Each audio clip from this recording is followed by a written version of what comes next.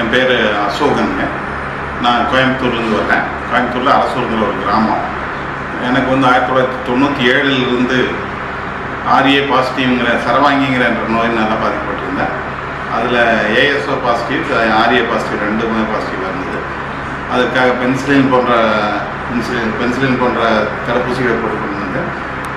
குறைஞ்சது ஒரு 6-7 வருஷமாக எந்த மாற்றம் இல்லாமல் வலி இருந்து கொண்டே இருந்தது. அப்பப்போ ஸ்டீராய்டு இன்ஜெக்ஷன் போட்டுக்கொள்வேன். இருந்தாலும் சுத்தமாகவே வலி தாங்க முடியாமல் இந்த கடந்த 2-3 மாதங்களாக கடும் வலியில் அவதிப்பட்டிருந்தேன். அதுக்காக தினமும் ஸ்டீராய்டு போன்ற ஊசிகளை நான் போட்டுக்கொண்டிருந்தேன்.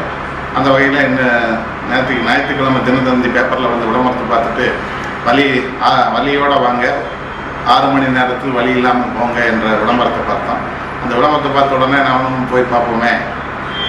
அதில் நம்பிக்கை எப்படி வந்ததுன்னா, அதில் விளம்பரத்தில் கீழே ஒரு வரி ட்ரீட்மெண்ட் கொடுத்ததில் திருப்தி இல்லைன்னா காசு திருப்பி வாங்கிக்க அப்படின்னு சொன்ன வார்த்தை போது அப்போ அதனோட உண்மையை தெரிஞ்சுது. அதில் கண்டிப்பாக நான் வந்து அந்த ட்ரீட்மெண்ட் பார்க்கணும்னு சொல்லி நேரம் வந்தேன். இன்றைக்கி காலையில் நேற்றுக்கு பழனி முருகன் கோயிலுக்கு போயிட்டு திரும்பி வந்து இரவு வலி மாத்திரை போட்டு படுத்துக்கொண்டேன். காலையில் வலி அதிகமாக இருந்தது.